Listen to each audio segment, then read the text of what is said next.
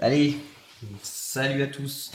Deuxième partie, enfin troisième partie, pardon, deuxième étape du montage de la YAM avec donc le cadre, l'assemblage donc du cadre. Donc si vous pouvez voir, c'est voilà, toute cette étape-là. Il veut bien me refaire, voilà. Donc assemblage du cadre. Donc avec des petites parties en caoutchouc pour faire ce qu'on appelle les pièces de jonction. Il y a de la visserie aussi, voilà, pas mal de petites pièces. Bon, il n'y en avait pas énorme. Alors donc comme j'ai expliqué sur l'ancienne vidéo, tout ce qui était en TS29, donc noir satiné, j'ai gardé la couleur du plastique d'origine que j'ai que j'ai reverni en vernis satiné. Donc c'est le vernis satiné que j'ai pris. Bon, c'était ce que j'avais sous la main en premier.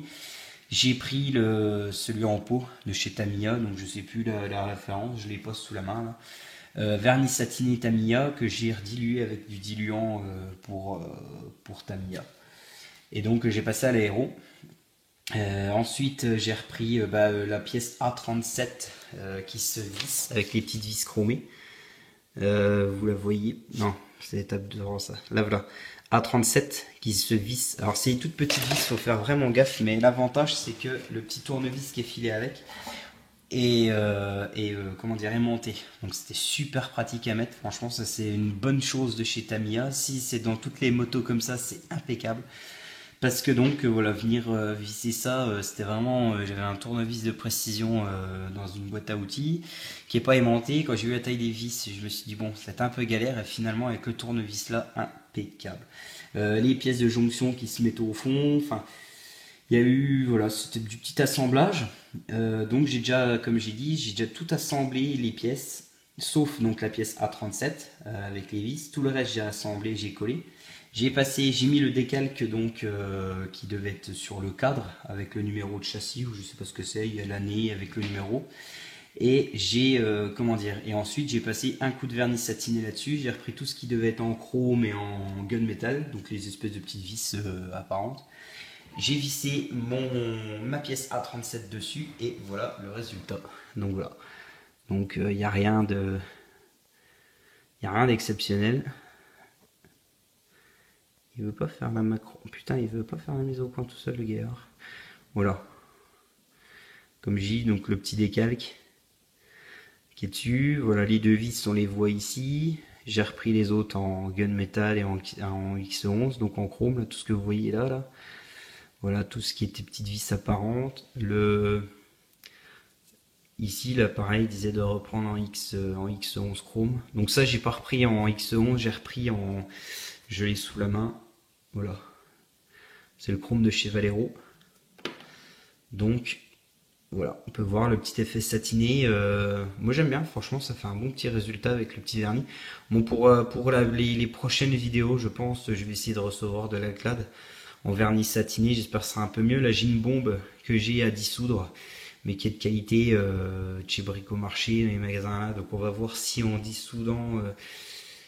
comment dire, en mettant ça dans un bidon pour l'aérographe, je vais voir, parce que la prochaine étape, je crois que c'est la boîte à air. Bon, je risque de faire avec le Tamiya la boîte à air, et ce sera quand je ferai la béquille de stand. Je pense que j'essayerai avec la bombe, on verra bien.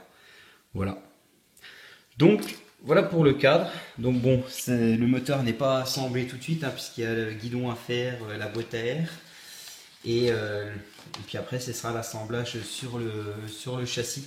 Donc prochaine vidéo, l'étape 3 avec le guidon. Encore une vis à mettre avec le guidon qui sera fini ici sur le cadre. Et pas mal de petites pièces à peindre. Vous pouvez voir, il y a beaucoup de couleurs. Alors par contre, pour ceux qui ont peut-être, ceux qui suivent les vidéos que je fais, c'est peut-être une demande, il faut que je me renseigne sur internet. Je sais que j'ai quelqu'un qui m'a laissé un commentaire sur la première vidéo, Claude je crois, s'il regarde la vidéo d'aujourd'hui, j'espère qu'il va la regarder, de savoir si des fois il a déjà monté cette moto, à savoir qu'est-ce que veut dire ceci. X10 2.1 plus X31, 2 petits points 3.